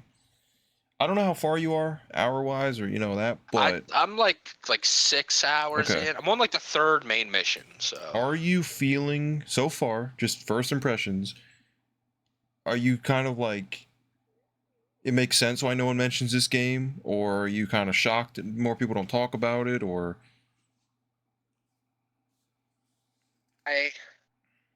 To me, it just seems like it's like a worse Neo. So Okay. I'm enjoying it so far. Like I didn't get to any points where I'm like I hate it or anything. Uh, I'm just at the like I'm gonna keep getting more jobs, and I'm gonna end up having like 30 jobs to choose from. And each job you gotta have different equipment for. Should have named your character Mike Rowe. All right, man. Okay, dude. Hilarious. Yeah. I'm just worried about when you get to that point. But then again, when you get to that point, I might just get to the point where it's like these are like the 3 jobs I only like, so I'm just going to use those, which that happens a lot. It's like you give me all these choices, like even in Neo, it'd be like I'm at the point where it's like just give me like the dual swords, and then give me the Kusarigna or whatever it was called, the like the sickle. It's The like sickle thing. Kusaragi or something. Yeah, it's something like that. I was like, in that game, I was pretty much like, give me that. Like, That was my, yeah, I sure, like that weapon. give me those two. Those are like my 2 main weapons. Don't care about the axe. Don't care about like the regular sword. Um, so I might get to that point where it's like these are like the 2 jobs I really really like. Which so far the one job I really like was like it's not called a samurai. It's like the level before samurai, but it has like a curved sword and he's like really quick. It's like that's like the job I like so far. Okay. Uh, but yeah, I'm enjoying it enough. I mean, we'll see. It doesn't feel like fantastic where I like need to keep playing this game, Like it's not like I get on every time and like I gotta play Stranger of Yeah. Paradise. I'm just kind of like I like hop on to play a bit. I'm like, yeah, it's good. I mean, I've already had points where I'm like playing it, and, like just stop, like I'm looking at my phone for like an hour, like doing other stuff, which I know means that feeling. which means it's not a super great game. It's not grabbing your attention necessarily. No, no, it's not. Do you find We'll yourself see during though. like cutscenes or like minor things like reaching for your phone? Dude, the story is absolute trash. Like it's horrible. Like the whole point of the story. So the game like is like about Final Fantasy 1, right? Uh-huh. Okay. You're a guy named Jack, and you have like they have like these dark crystal stones, or like dark crystals. And it's you, a guy named Ash and Jed, and you're the 4 warriors of light. Now there's only 3 of you, so it's like laughable at that point. But you like go to the king, like the first, the king, the first town of, or the first like town of Final Fantasy 1. It's like, oh, you gotta go to the shrine up there, the Chaos Shrine. They go up to the Chaos Shrine, you fight like Garland, but it's actually like a girl, and then she has like a dark crystal. So now I guess you got the 4 Warriors of Light now. Which I'm pretty sure I know the big twist of the game. Sadly, but like the whole point of the game is like you want. Oh, I know. Like literally, Jack's like introduced. He's like, I don't know what I used to be, but all I know is I want to kill chaos. It's like okay. Okay. It's like he wants. It's what he wants to do. He wants to kill chaos. But the amount of times they say that they want to kill chaos in this game is laughable, dude. They really want you to know that I'm they want here, to kill dude. I'm here. chaos. That's literally what they keep saying, dude. I'm here to kill chaos. It's like it was like the meme of the game. It's like now I understand why. Yeah. Because that's all they talk about. I want to kill chaos. We got to kill chaos. I'm just here for chaos. It's like okay. It's like all right, man. But yeah, I know the big twist of the game. I'm pretty sure. So, which is whatever. But yeah, the story's just like crap. Like I'm like not even really paying attention to the story, honestly. It's like whatever. It's nothing to me. It's Tragic. all about the gameplay. And the gameplay's just like all right now. Maybe Yeah. it'll get really good by the end, who knows. Once I get back, God, it just oh man, there's so many jobs and so many different abilities on each job that you can do. It's like, It oh, sounds crazy. which I know people really like that, which is like a big reason why they like Neo. I'm like a little too like ADHD riddled mind, a little too simple minded maybe. That like some of that just overwhelms me, man. I got overwhelmed playing Rebirth at first, but like Yeah. it's like here's like each character has all these abilities, plus you get these synergy abilities now. And you got the synergy skills. It's like, oh Jesus. Which by the end of that, like I sorry, was using all that. Took a while though, but we'll see. Then I'm playing. I started Prince of Persia. I barely played that. I only played that like an hour and a half. An hour and a half. I mean, there's really nothing I can really say. We'll see. It seems like it'll be good. Which one is Runs it again? fine. Which one are you playing?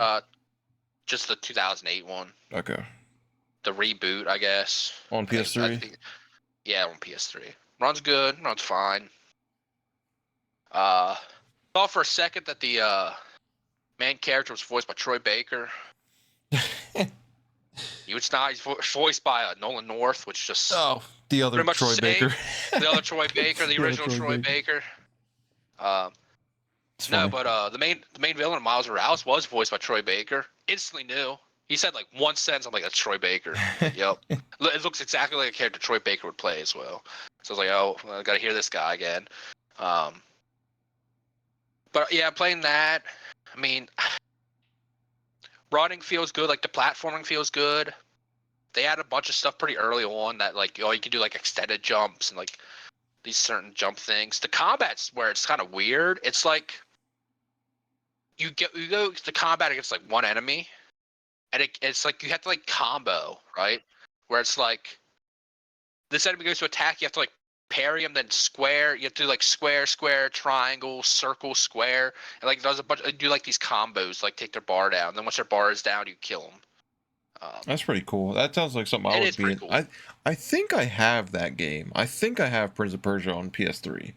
I think. Might have it on 360. Maybe. That kind of reminds me of Beautiful Joe, except Beautiful Joe doesn't have like combos. It's just you actually have to like block low and block high in the combat. So it's like it's got that type of fighting game element where it's like, Prince of Persia, it's got like button combos, and Beautiful Joe's got like the footsie.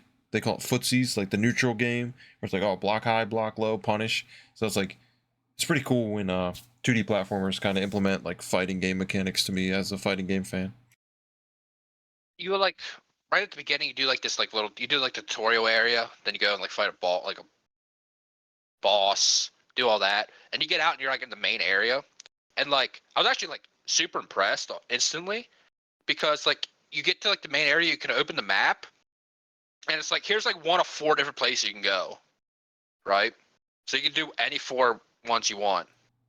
And then like to progress onwards is locked behind like certain abilities, and you get these abilities by collecting these orbs. So like once you get to like the certain area, you like resurrect the area, like bring it to life, and then all of a sudden these like 60 orbs will like pop up, and then it'll be like, oh, you need to get 40 orbs to like unlock the next ability. So like the game's very non-linear, which is like really shocking to me. That it's like you can like do this game, it seems like in a very different way each time, which is really cool. Which I very much appreciate. Yes, factor. I very much appreciate that, because I expected it to be like level based. Is how I thought the game was, to be honest. Where it's like, oh, you do this level, that level's over. Which I think, like how like Sand of Time is, I think, where it's just like kind of level based, or it just keeps going, whatever. Okay, but it's not a Metroidvania, right? No, it's not. Is it a Metroidvania? Because you saying that makes me wonder. I don't think so, because it's not like abilities are locked behind. Like, well, they're locked behind getting the orbs, it seems. Where it's like,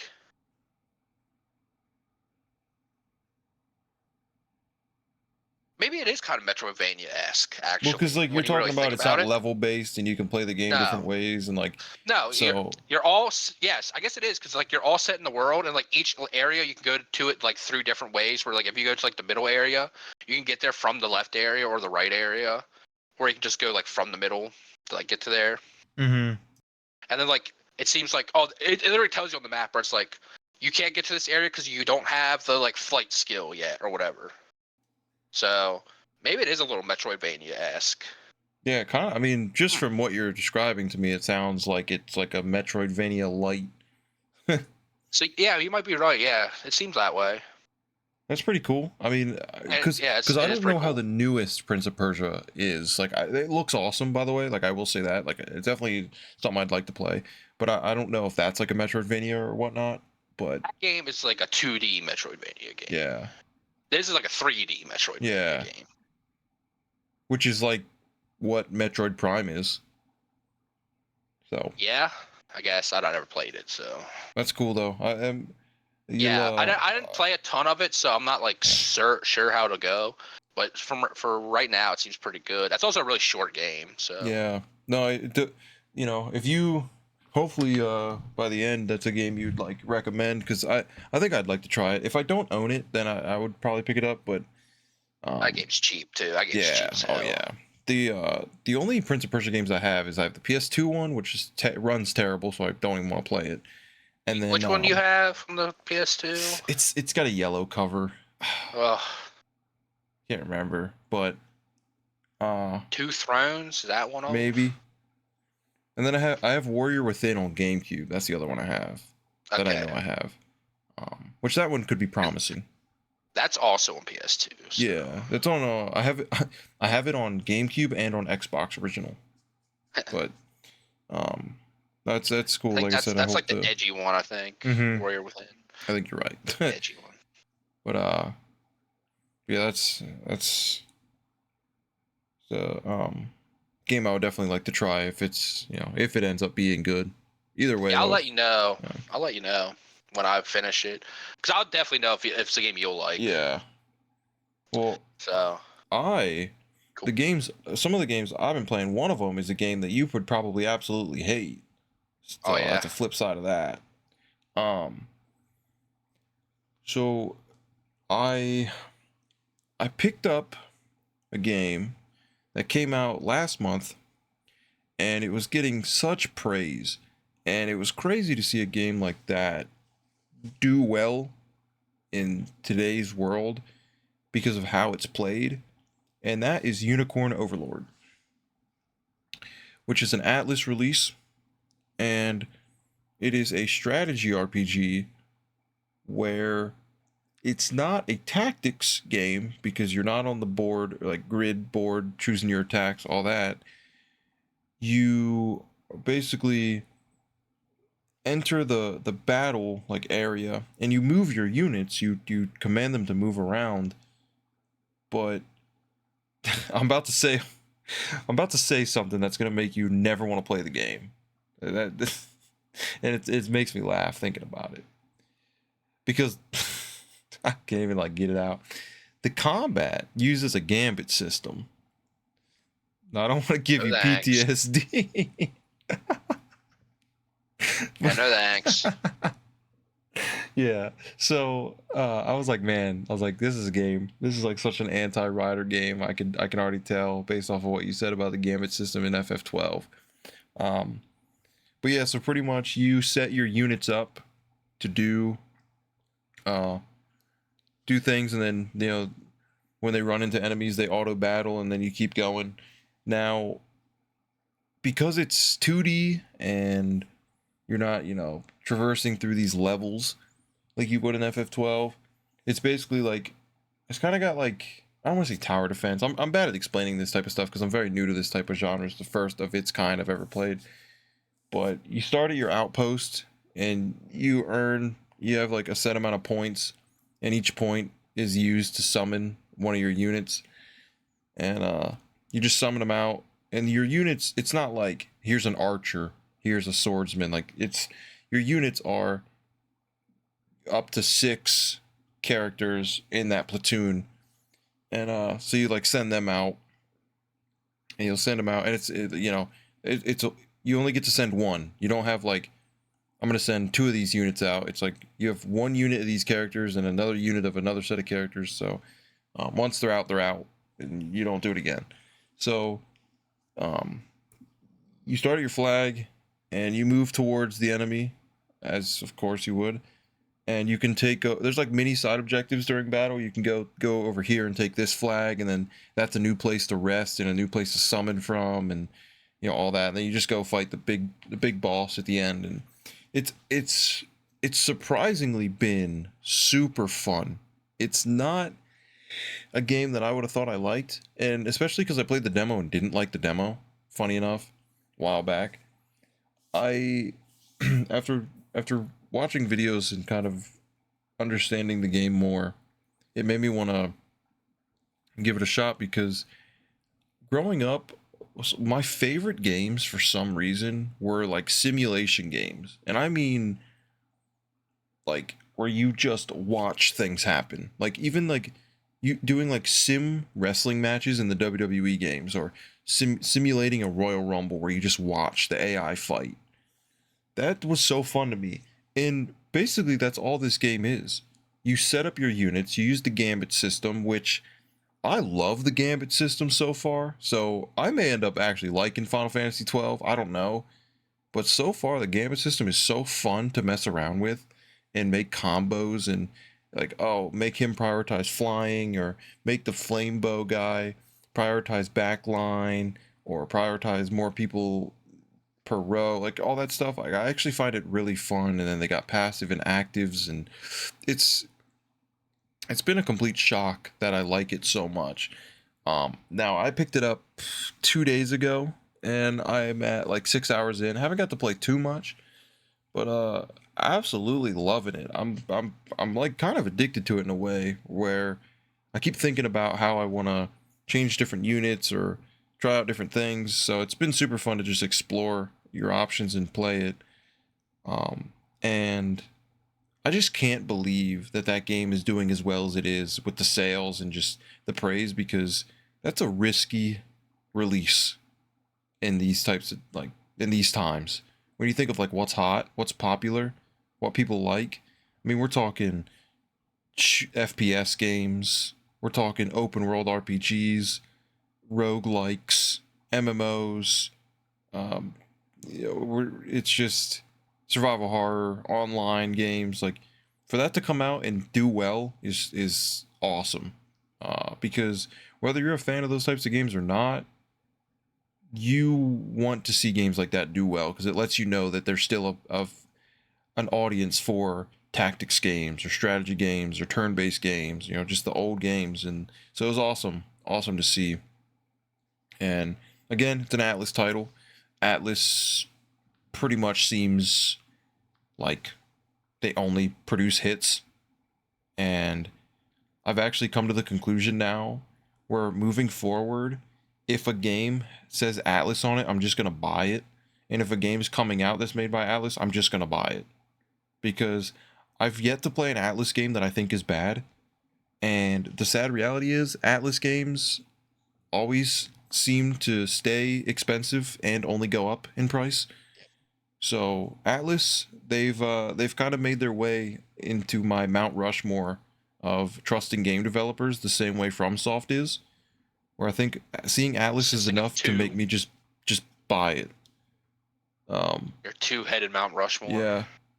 Yeah, because you got to be careful nowadays. But Atlas has just been successful for me. And though I said in the one podcast that Persona 3, I'm never gonna finish it, I thought the game was fantastic. I really did. It's just I'm not the target audience for Persona games. I'm the target audience for SMT games. And I'm glad I tried Persona because again, I loved it. It just also wasn't for me. The social events started to get too much, but I don't regret buying it. I don't regret playing it, and moving forward, I'm still willing to give other games like it a try when they release them, like the Metaphor game. But yeah, Atlas has done a great job for me, and I so that's been like the main game I've been playing, which again is like such an anti-Ryder game, because Ryder, I guess you don't know yet for certain, but you're as of standing right now, you're not a tactics fan because you played Final Fantasy Advance or Tactics Advance, and you didn't like it. That game. So No, I didn't like it. I know it's like only playing one sometimes isn't enough to cement it, but uh, it's I've really come to love the tactics and strategy RPGs for some reason. They're really like cool to me, And I guess I just look at it as like a little D&D battle, like a little tabletop battle with figures. So I always vision it, and it just makes it cooler for me. So yeah, playing that. And then I got back on like Street Fighter grind, back to playing Street Fighter 6 again. I had to get it on PS5 because my PC is just struggling to play games. So playing on PS5, been playing ranked with Zangief more. Um, I'm almost Diamond, which after Diamond is Masters, which is the highest rank. So, I've definitely put in some time on that game, and I've gotten pretty decent at it. And I am playing Zangief, who is pretty bad. I'm not gonna lie. I just love him. Goat. The goat. Yeah, it's just cool to play him. So that's who I play. But yeah, so trying to get to Masters. Right now I'm trying to get a Diamond. I'm Platinum 5. I think it's 5 or 4 or whatever. My next rank is Diamond. My next time I rank up, but so I've been doing that. It's been fun. And I picked up Downhill Domination on PS2 because that was a game that I loved as a kid, and I see it pretty much staying steady around the $15-$20 mark. So I was like, you know what? I'm just gonna buy it. I was kind of maybe wondering if it was ever gonna go down, but with old games like that, prices are weird because they'll either stay stagnant forever or they'll just randomly skyrocket in price. So I figured I'd just grab it because I wanted to try it again, and yeah, I put it in and played it, and it's just as good as I remember. It controls good, it runs good, it feels good. It's a fun game. At the end of the day, it's just a fun downhill BMX like dirt racing game where you can do tricks and the tricks feel good. And yeah, I'm glad that I played it again because I loved that game as a kid, and it still holds up very well. Again, that's Downhill Domination on PS2. If you haven't heard of it, definitely check it out. It's a great $15. I bought it later. I bought late in the PS2's life when I got it finally. So yeah, you like that game too, though, right? Did you enjoy it? yeah, Yeah. I did like it. Okay. I just don't really remember a lot about it. Okay. Yeah, no, it's fun. It's a blast. Have I played anything else in between there? Oh, currently on we just watched episode 4 of the Fallout show yesterday. So, got 4 more episodes to go. Or actually, yeah, 4 more episodes to go. So far, it's all right. I don't think it's as good as people are saying.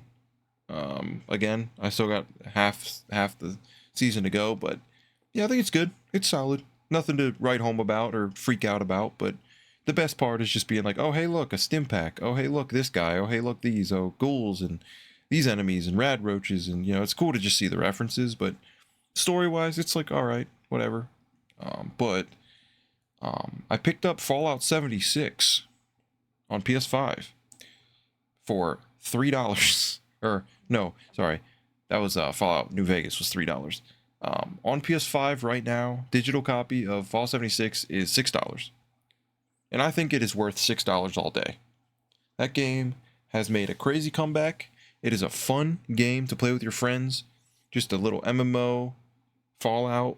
It's been a blast. My girlfriend actually picked it up as well. And we've been playing it together. And it's just been fun. It launched horribly, but I can safely say that if you don't own it right now and you ever thought about trying it, now's the perfect time. You got 5 more days. Well, this episode will go up pretty quick. The 25th. By the 25th, it's no longer on sale and it's back to like $20. So if you want it, pick it up for $6. I think it's worth it. It's a lot of fun. And I kind of got into like the Fallout hype a little bit because of the show. Which is funny because I remember saying that I don't think I'll ever play another Fallout game. Like I was like kind of done with those games. And then the show kind of made me want to play them again, which in 6 days as of recording this, the Fallout 4 Next Generation update comes out for free. Pretty interested in that. Just seeing, I'll pop the game in and see how it looks because I think it's pretty cool. And I loved Fallout 4. I know a lot of people seem to not like it. I don't know why, but I thought it was fantastic. Because apparently New Vegas is like the greatest game ever made. Dude, I did play that recently. I bought that and was playing that. I barely played it though, but it's funny. I saw a post today where it was like it was like Fallout New Vegas fans, um, when they find out you that it's not your favorite Fallout game, and like the dude's just like spazzing on the ground. It's like that genuinely is how that goes. Oh, I'm I not saw even a meme kidding. about that too. It was like a character from Fallout New Vegas like really pissed off, and the article was like Fallout 4 sales increase 400%, and it was like a Fallout New Vegas guy looking really mad because they weren't buying New Vegas, Yeah, they're buying 4 instead. it's like Okay. I'm not saying New Vegas is bad. I just dropped it when I first played it. It just wasn't. I don't know. I just wasn't feeling it. I guess. But God, Same thing with me. so many people just ride the cock of Fallout New Vegas, dude. It's insane. And maybe it deserves it, but I've never seen such diehard like that's the best one and the rest aren't as good. It's like okay, it's Maybe it's crazy. not a Mass Effect situation with me or something where like I played like an hour of New Vegas like 3 times and just didn't feel it, and Yeah. then wrote it off, and then maybe I'll get back to it and love it. I mean, even in the little bit I played recently, I was like, I still didn't get it, you know. But maybe the whole like actual single player, because Fallout 76 is like an MMO, so it just I approach it a little differently, and getting to play with friends is really cool. But I think like single player experience Fallout, maybe that ship has sailed for me until like maybe Fallout 5 or something. But yeah, I don't know. I played New Vegas and I was like, yeah, I mean, it's a Fallout game. I didn't I didn't play long enough though to really sink my teeth into it and grasp it. But um, I don't know if I'll keep playing. It was $3, so I bought it on a Xbox One. The sale. I bought some on the sale for a PS5. Oh, really? What'd you get? Nothing major. First time I've ever seen it on sale. And you might laugh at me, but it's the first time I've ever seen it on sale. And it was the Kingdom Hearts 3 DLC. So Okay. it Okay. was. Well, I think it's $11 right you had now. mentioned to me that you wanted to play it, but you didn't want to pay Yes. the price, so it makes Yeah, I sense. didn't want to pay $30 Yeah, yeah, for it. I didn't want to pay $30 for the DLC. yeah, Yeah, so it was on sale for $11. I'm like, I'm buying this because I don't know if this game's ever going to be on. It's literally the first time I've ever seen it on sale, yeah. ever, No, and it was I eleven would have done the dollars. And same I'm thing. like, okay, so that's not bad. It's not bad. Yeah, it's And I know not. it's like the best part of the game, pretty much, with all the optional bosses. The only thing is, like, I don't know when I'm going to replay Kingdom Hearts 3. You know, Yeah, but probably never. maybe I'm one just kidding. day. And Um, maybe like Kingdom Hearts 4 gets like officially announced. I will. so this is another thing that I kind of had this realization that I wanted to bring up. I think from now on, now this might backfire on me, and I might be eating my words here and go away from this idea. But I think I'm gonna ignore reviews. And what I mean by that is if I have interest in a game, say for example, just because I know this game comes out soon, Ayuden Chronicles, right? So even if that game was getting review bombed, or there, and say I was like a huge Suikoden fan, I was excited for Ayuden Chronicles, or even I just saw the gameplay and I wanted to play it, I was hooked. And it's like, oh, the game sucks, it's not that good, it's this, it's that. I'm still gonna buy the game. I'm gonna buy it because if I'm interested in the game from now on, I'm just gonna buy it.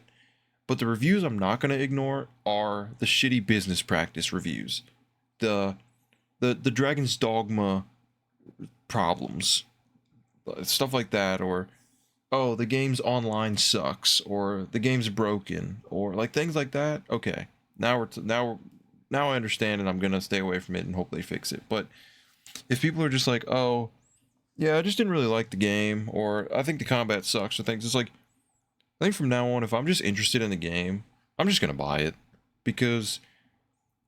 And the reason I came to this conclusion is because I keep having the opposite problem where a game gets really hyped up and I buy it and I fail to find the hype.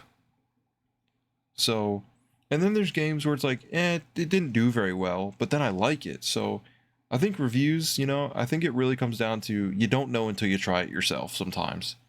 But like Helldivers 2, it's a fun game, but I don't know why that game got as popular as it did. It is not like a groundbreaking, revolutionary, greatest game ever. The way like that game got reviewed was crazy, and I played it and I got bored of it in like 5 hours. So, uh, it's like even Persona 3, it got super super high reviews, and I dropped it. It's like reviews don't mean anything really, because until you play it, you'll never know. So that's just my new approach, and if it backfires on me, oh well. I was thinking about doing the one thing because you mentioned it a little earlier about buying Sky Odyssey. That's the name of it, right? Yeah. About going in and like picking up a really cheap game that I like know nothing about, just see how it Yeah, is. dude, it's such a cool idea. Now, of course, Sky Odyssey, I was enticed to Yes. buy it from Yeah, a yeah, review, I so know. that's different. But yeah, like going into like a game store and just like if the cover looks cool, if the back looks cool, and it's not like a price where you because the thing is you don't want to do. I'm not gonna buy a PS2 game that's $100 without knowing anything about it. I'm not, right? That's $100. If you So do, I'm making fun of you for being an idiot. yeah. So, but but if you go, it's like $20, right? Anything above $20, then I don't want to do it. But if it's $20 and below and it looks interesting, if it sucks, oh well. I'm out $10. I'm out $15. But sometimes, you might because like I always think back to Onimusha, how cool that was. That like you knew a little bit about it, but all you knew was it was like Samurai Resident Evil. It's like it. You didn't know how it played other About than the that. game. Yeah. So, and I picked it up for what, $8 or whatever, and I was like, this game's awesome. So, I think the thing that happens, and everybody falls victim to it, even me, knowing that it's not the truth. Sometimes it's like, oh, this game on PS2 is expensive because it's good. This game's cheap because it's bad. But it's just not the case. And I don't always think like that, but sometimes you can't help but think like, man, this game's $5. How that must be shit. It's like it's a PS2 game for $5, but it's just not true. Now there are a lot of shitty $5 PS2 games. There's most $5 PS2 games are shitty, but you can find that diamond in the rough, and it's so cool because then it's like you found a game. I have this weird thing where I love finding games that I like that no one's heard of, and it's not like an ego thing or like, oh, look at me, I'm finding these. It's just like it's so cool. It's like refreshing because it's like I feel like when you watch as much videos or if you're into collecting as much as we are, you end up just kind of knowing like all the known like any game that is most people regard as good, we've probably heard of it. But when you find that game like Sky Odyssey that you haven't heard shit about, but you hear someone raving on it, it's like that's sick. It's a $5 game that no one's heard about and someone loves it. Now I want to play it. It's a cool concept. Yeah. Yeah, it is cool. I think something we should do more of because Yeah. we like watch too many videos on games or something, where we Yeah. like know. We go into a store we know we've either at least heard of a game or it's a game that like literally does not matter one bit. Yeah. Well, I think we should also, or for me, I think I'm gonna try and go off of developer and publisher a lot. I think I'm gonna go off of like not even just the case art, the back art, but like seeing like, okay, like how I said like Atlas. Like if I see Atlas publish it, I'm like, okay, well this should be pretty good. Or if you see like, you know, even you might see. Now, FromSoft games are expensive, so it's a bad example. Um, but like just getting more familiar with companies, like, oh hey, aren't these the guys that did this game? Or oh hey, it's a Capcom game. Or oh, didn't these guys do Voodoo Vince? Or oh, didn't these guys do? So it's like if you can kind of get to know the developers, I feel like that'd be also a good way of like kind of gauging. Like, well, they made this game and that game's pretty cool, so this game, I'll take a chance on this game. That is one thing that my knowledge is lacking on is developers. Oh, me too. Yeah, unless they're like a big one. Like it's like Naughty Dog on PS2, right? Like we all know what they did. Same with like, and then you got like Insomniac, right? Insomniac. Yep. That's Insomniac's really easy because it's literally just like they just did like a bunch of trilogies. They really like, did. They really fucking consistently. So it's like, oh, here's Insomniac. They did boom, and then they did boom, and then they did boom.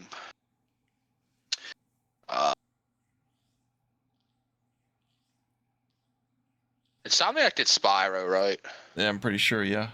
Yeah, they did this because they did Spyro games. Then they did Who did Sly? Ratchet and Clank. Ratchet and Clank was Insomniac. And then they did the Resistance games. No, not Resistance. Fuck. Is it Resistance? It's the trilogy on PS3. They're only on Yeah, I know what you're PS3. talking There's three of about. them. It's Tucker just picked them up. I think it is Yeah. Resistance. And then now they're doing Spider-Man. So, what you asked Sly Cooper, that was Sucker Punch. Yeah, that's right. Sucker Punch. Okay, because I was thinking, I knew there was another one. Infamous. They did Yeah. Infamous. They did Infamous, and then they did what And Ghost then of they did Tsushima. Ghost of Tsushima. Yeah. Yes. One of the greatest games ever that just completely. But see, look, that's an example right there, kind of what I'm saying. Like, oh hey, in Sucker Punch. Oh, they did fucking Sly. Oh, they did Infamous. It's like, okay. And it's like when you see like Ghost of Tsushima, it's like, oh hey, look, they're making a new game. I think these other games are cool. I'm gonna give this one a shot. And so it's like just getting to know developers that you seem to be fond of their games, I think helps a lot. Because like I've already bought 2 games that just say either from or they remind them of Earthworm Jim, so I just bought them. Skull Monkeys, it's like chock full of fun, like Earthworm Jim. Okay, I'll buy it. Wild 9, I didn't know anything about that game on PS1. I read the bag, it was like Earthworm Jim. Like, okay, I'll buy it. So, even then, it's. But yeah, I think, not to beat a dead horse, but I do really want to go more the route of trying to find these weird PS2, PS1, GameCube, 360 games that are cheaper and good instead of just the obvious expensive big baller, like everybody knows about these games type of games. Like I'm kind of getting a little burnt out on that, and I kind of want to dive a little deeper and start doing my own research and start scamming myself out of my own money and buying these shitty games, trying to hope for a good gem here and there.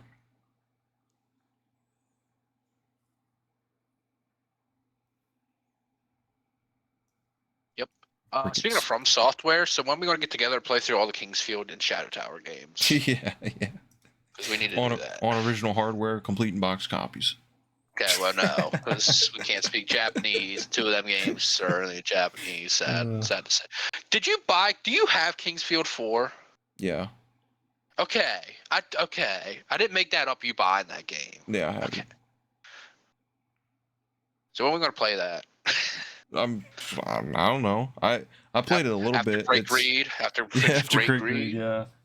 Yeah. Well, I haven't been over to your house in like 5 months. Dude, I know it's been a while. It's been a while. Like a Stains song. I think I said that in the first episode. I made the same shitty joke. Yeah, I mean, another cool thing with the RetroTink is now I can actually like record these systems properly, which is really cool, and not have to emulate, which is like something that I'm really stoked about. But yeah, Kingsfield, I'm looking forward to playing. Yeah, there's just so many games in my collection that I look forward to playing, but you can't fucking play them all at the same time, sadly.